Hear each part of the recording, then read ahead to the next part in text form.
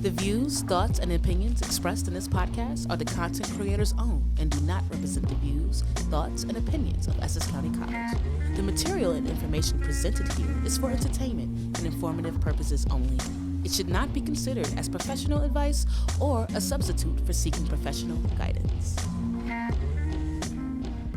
What's up, everyone? It's your girl, Jaesbuggin, and I'm back in a building. And today, of course, we have another episode.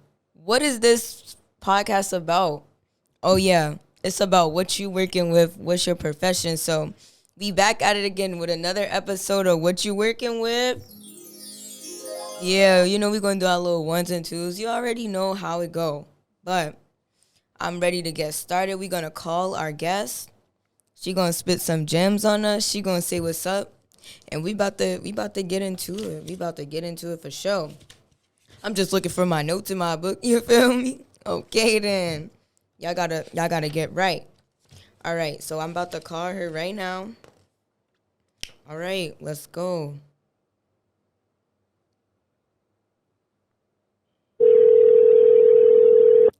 It's calling. It's going through. Hello. Okay. Hi, good morning. How are you, Sandro?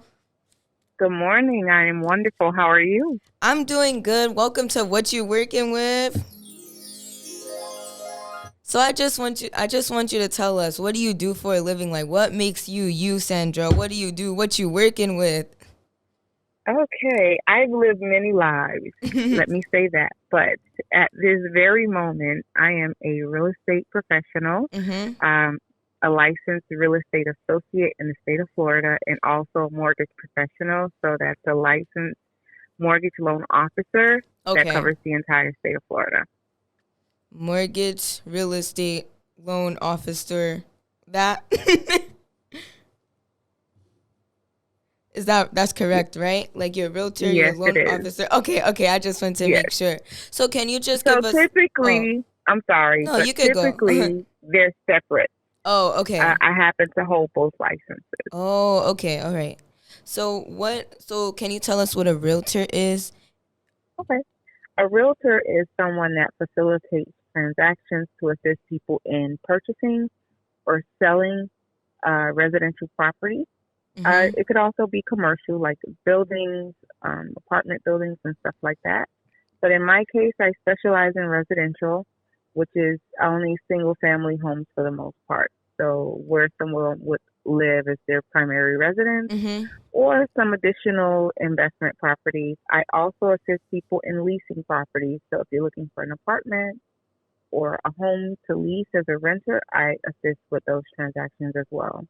Oh, okay. All right. So, like, what made you get into the real estate business? Like, can you tell us, like, if this was something that you wanted to do for a long time, or is just something that, like, just came about? Like, what made you want to say, like, I want to be able to help sell homes to families and, like, help them learn how to rent or this, that, and third? Like, what made you decide to become a realtor? So I was sitting in the office in New York working. I was an anti-money laundering analyst at the time, and I was doing about 15-hour days. Really? And I had been on that, 15 hours of work, just straight work? It's work. Oh, my God. Shout out to you.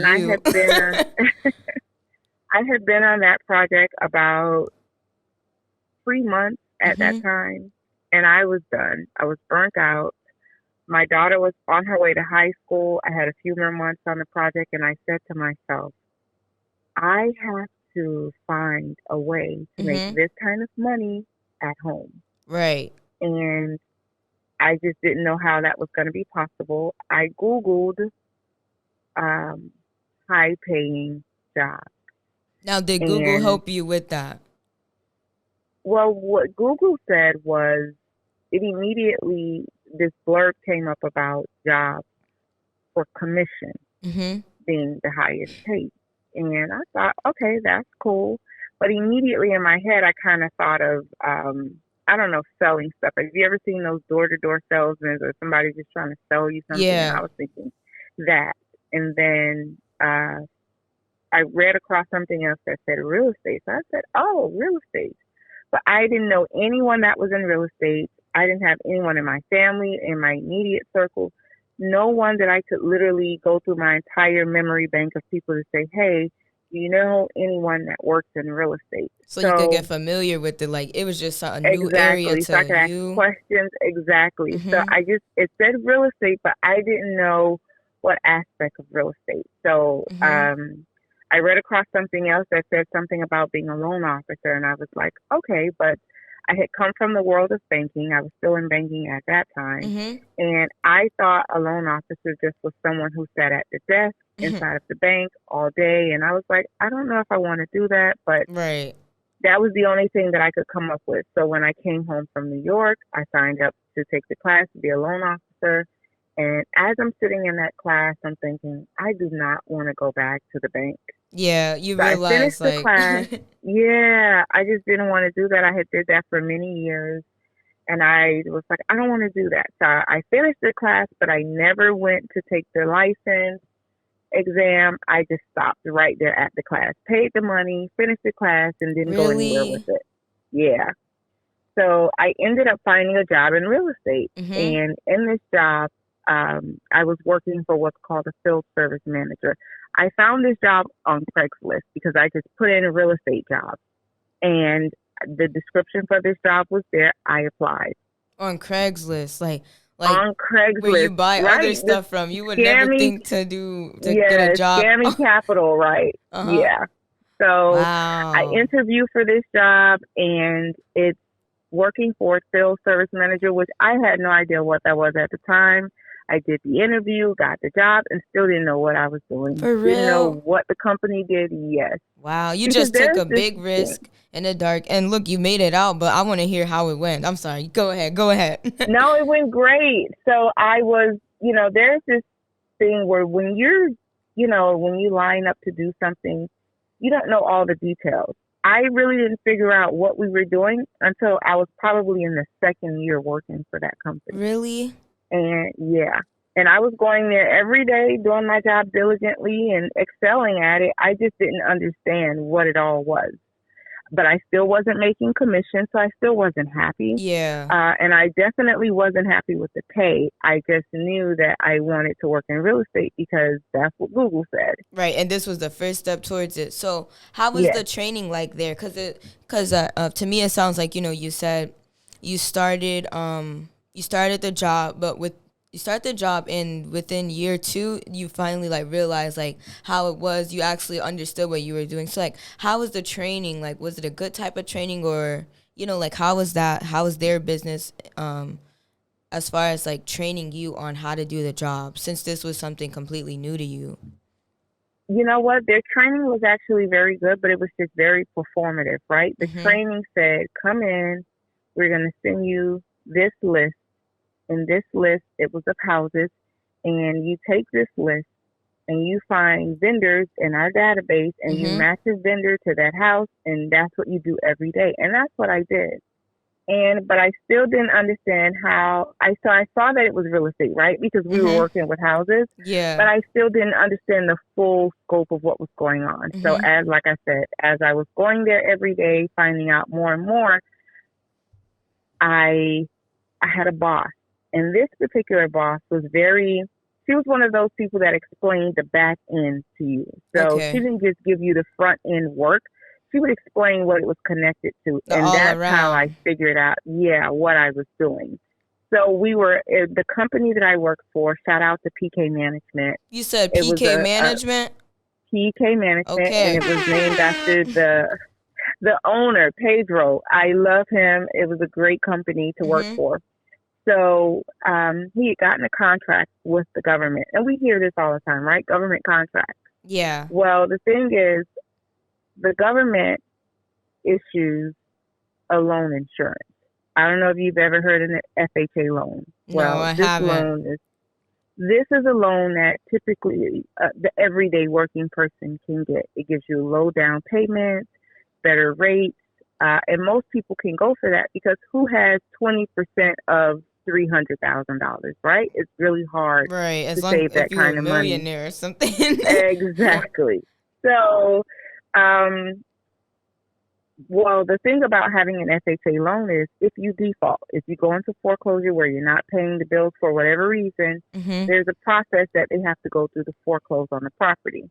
However, after the bank forecloses on the property, that agreement, that FHA agreement says that you take the house from the bank now gives the house to HUD, and HUD gives the bank whatever monies that they owe them, and now HUD has ownership of this home. But we know HUD is a branch of the government, right? Yeah. They're not realtors. They're not real estate people. So they don't what really are they going to know. do with these houses? Right, exactly. So were you So they hire all these contractors.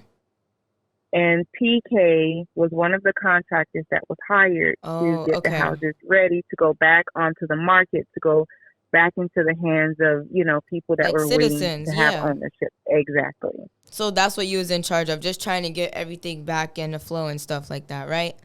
Part of that project with PK management. Yes, I took care of several different states, including Alaska. It was a great job, and it taught me so much about real estate. But it was only a 5-year contract, and then I had to figure out something to do after that. But throughout that process, I was working with real estate agents, and it was actually my boyfriend that said to me, "You'd be a great real estate agent." Oh, and really? I immediately, and you took that. No you took that. Way. No, I resisted for a little while. Oh, really? You was like, I don't think so. So since we talking about, since you said you wasn't sure about if this was something that you wanted to do, hence when your boyfriend said it, but then you was like, oh, this gonna make me the money. So what are the pros and cons to this job? Like, now that you're really in it, you took that risk in the dark and just put your foot out there. Like, what are the pros and cons to this job? You can start with the pros if you want to. Yes, I'll start with the pros. So the pros are that you really get to help people. You get to help people obtain ownership of their slice of the pie, the American dream, and get home ownership. You get to help families settle in and have stability. You get to help people in all different areas of life, in different transitional phases in life. Land where they want to land. So if you're looking for an apartment because you just got a job in this city, or you're looking for an apartment because you just graduated and you're finally getting out of your parents' home, you get to facilitate that. So those are some of the pros, that you really get to help people. Yeah. And why does it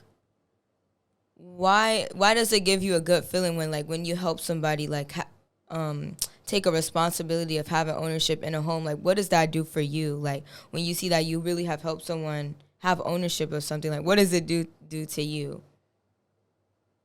You know what? In all honesty, it gives me this warm feeling on the inside, and it makes me feel like I'm making our world a better place. Okay, that's good, because it's nice to see someone take on a new responsibility that they really want to. So I could only imagine you're right there on the front line, helping them each step of the way to get this house, and you don't know their full backstory, but you know that you don't know where they could be coming from, but you're just a part of their journey in having a home. So I understand what you're saying, but now we got to talk about the cons. No.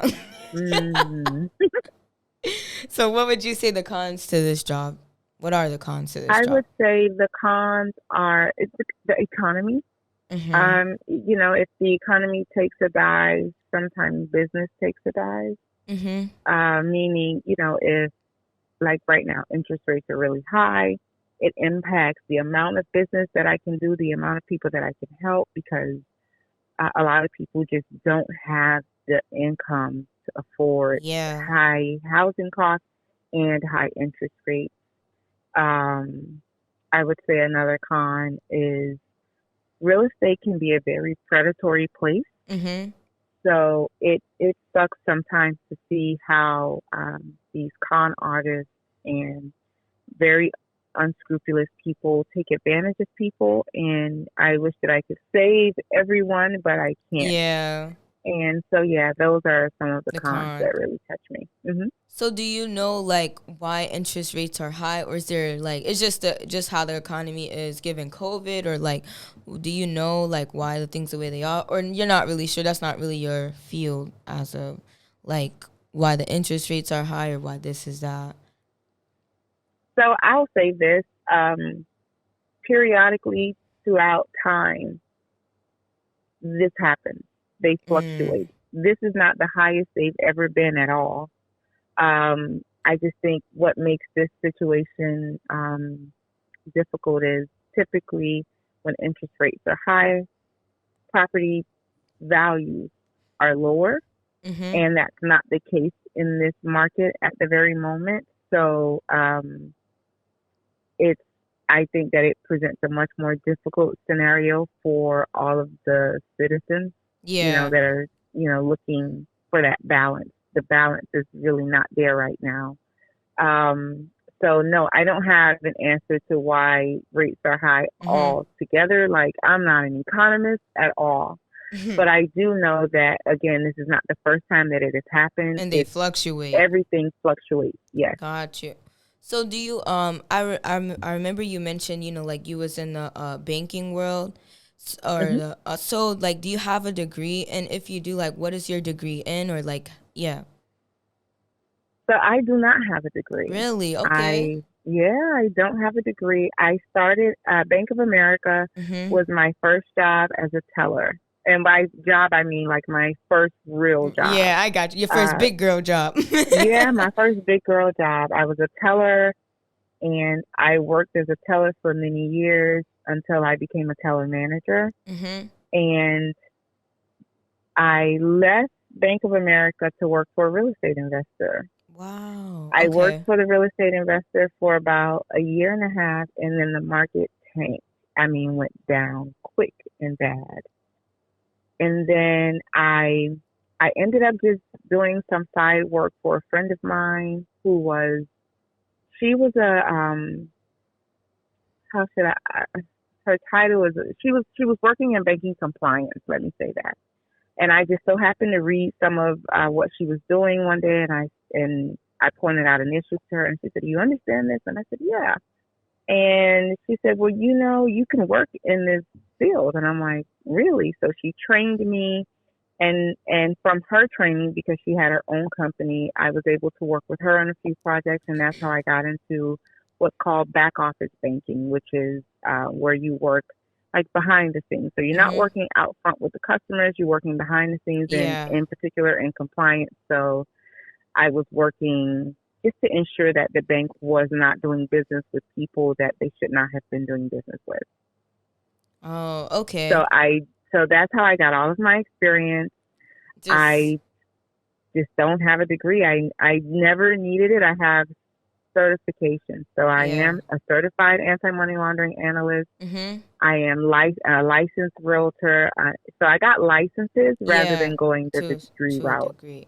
So do you feel like that, like to me, it sounds like, it really helped you out just being able to have like certifications and like licenses rather than a degree. How do you feel about, do you feel like, going to college, I mean, not going to college was the best thing that happened to you, just trying to like, I guess, network and, like work, like you say, you work for Bank of America and you just worked your way up, and hmm that was some experience. And then, you said your friend, she did real estate, and so she was able to help you as well, just like along the way later down the line. So do you like, how do you feel about college in general? Like, you glad you didn't go, or you would, like, how do you feel about that? Honestly, if I could go back, I would finish college because Really? I think they complement each other well. Yes. Mhm. I think degrees and certifications complement each other very well, but I've been able to do very well without the degrees. I think that I could have, there were certain roles that I was locked out of because I Mhm. did not have degrees. Mm. Um, I'm seeing more now where experience is kind of trumping a The degree, degree, so yeah. things have changed a lot. But very early on in my career, as I was developing myself, I think a degree would have landed me in more firm roles with more money. Yeah, I agree with what you're saying, but I feel like the experience, like you said, is really topping everything because like you have all these opportunities just off the experience you have and the people that you know what I'm saying? So Yeah. I agree with what you're saying too. So how did you go from, like wanting to do real estate to also wanting to be a loan officer? Like, can you walk me through your loan officer journey along with, being a realtor as well?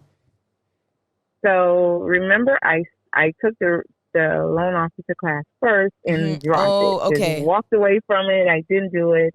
I became a real estate agent and actually loved it. Fell in love with it and just felt like it was the best thing since sliced bread. And then I had the fortunate but unfortunate circumstance where I got sick. And when I got sick, I didn't have the physical stamina that I had before. And real estate is very physical. You're in and out of your car. You're walking through properties. I mean, you do a lot of physical work. Yeah. And I just did not know if I would be able to keep up the physical demand because my recovery was going slower than I Expected. wanted it to. Yeah. So I said, you know what? Let me do something that I could do more virtually. And so it was being a loan officer. I didn't want to get far away from what I was doing in real estate. So loan officer was the best next choice. Okay. And also, it made me a stronger real estate agent because then I understood the loan process. So, it was a physical need for me. That's why I turned to it. But also, as a realtor, the times that I had lost situations due to loans not being approved and not understanding. And also my own journey. When I went to purchase a property, this one time I was denied 3 times. And I just was like, this is not right. Yeah, this is not right. So it actually fueled me more. So those 3 things made me become a loan officer. Yeah. Wow. So I want to applaud you for, even though, like you were sick and your recovery wasn't taken as fast as you wanted to. I want to applaud you for still trying to, make the money somehow, you wasn't like, I'm just take a break from all this. The bills did not care. The bills were like, so you was like, I don't care. Here I am. But that you had that mentality of what am I going to do next? And most people might be like, I don't know what I'm going to do next. This might be hard. But for me, it's like you had that mentality of like, what's next? Oh, loan officer. Okay, let's get on it. This the online thing. And you, like you said, you started it, then you stopped. But the fact that you went back to it as a second thing and just trying to like work your way back up with being a loan officer and finishing it out. I just want to applaud you for that because most people don't do that. They rather just, just sit and just be like, well, when I feel better, I'll get back to it. But I don't mind spinning the block like y'all say. Exactly. I just want to applaud you for that for real because like thank you. Most people don't do that. And then not only like, did you do that just for the money, but it helps you in the long run because now you're able to explain like how loans work to your is it, I don't know, it's not to your clients. Yeah, you got to explain how it works to your clients, but not only that, but also for yourself too, or anyone you could just help them a little bit more because now you're well-rounded with that as well. So shout out to you because that's strong right there. But I hope you're better now, and I hope that, I hope that you're physically I'm better. Fully recovered. Okay, good. Yeah, back at it. Yes. Okay, good. So I like to ask this one question. I always say like, if someone came up to you and they said, I want to be a realtor and I want to do this, but I don't know if I have the right personality for it. Like, what would you tell them? Like, what type of characteristics and qualities would they have to work in this field? What would you say? I would say, check your motives, be true to what your motive is. Okay. And because some people are motivated because right now, especially in real estate, is very aesthetic. It looks really good and really rich and everything. And that's great. And a lot of people come saying, that's what I want. I want the money. And that's one aspect. And, that is what it is. But is that a good motive to have or no? That's not. You know what?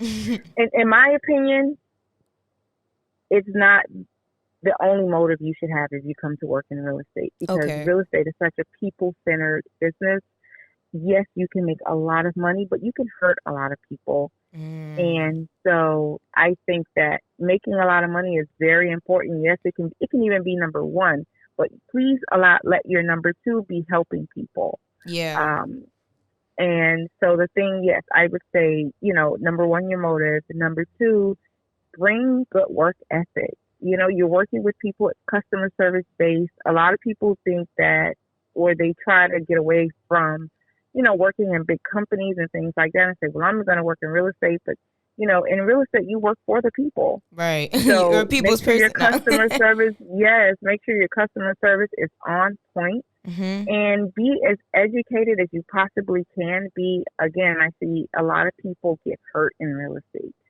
because sometimes they didn't pair themselves with a real estate agent that was for their scenario. So, yeah, if you're coming and you want to know what characteristics would make you a good real estate agent, I would say number one, know your motives. Number two, come with your customer service game, A1. Number three, have the ability and the character to learn so you can really, really help people while you make all your money. Yeah. Nah, those are good qualities to have, especially with this field because, like you said, I didn't realize how much of, you're really like for the people it is, like I didn't know that you day to day it's just like somebody's spending money into a home, and I just didn't realize how much you have to be not really a people's person, but make sure that you're really there to help this person out because many things could go wrong with buying a home, and like just the home itself the house itself might have like some this and that. So yeah, y'all know what to do. Y'all heard Sandra. She said make sure your motives are right. Make sure you're a people's person. Don't be there for the money, and just be ready to learn at all times because the learning never stops. It never stops. And don't get me wrong, again, you can be about your money. You can come into real estate and be all about your money, but, that just can't be your singular goal because it's very easy to go to the dark side and not treat people right. The way, And we're not talking customer service because some of the worst scammers are great charmers. So, wow. We don't want you to have a slither behind that smile. Just be ready to do right by people. And yes, you can make a lot of money in real estate. It's possible. It's possible if your motive's right. No, if you're there for the right reason, you don't want to be that scammer, that one person that's hurting people. Do you have an example of like, someone came to you and was like, I was sold this. Like, do you have an example of how it turned bad for someone, or like someone got hurt in the process of this, of dealing with a realtor and they didn't know what they was doing, or they knew what they was doing and they didn't care about the client? Do you have any stories like that, or? Well, I'll say that I don't believe that I've ever dealt with someone that was just, I've heard other stories, but my personal experience, I've seen more people get hurt by realtors that were just not as experienced as they should have been. For instance, I got a call from a family member, and she said, listen, my friend is working with this realtor, and she can't get her money back. And I said, okay, what happened? I said, I tell you what, give the friend my number. Let me see if I can help. Right. I get on the phone with the person, and so the realtor is their friend, and they, wanted to give their friend the business. They had put down $10,000 on a property, and they weren't able to get the loan at the end of the day, and the people were keeping their money.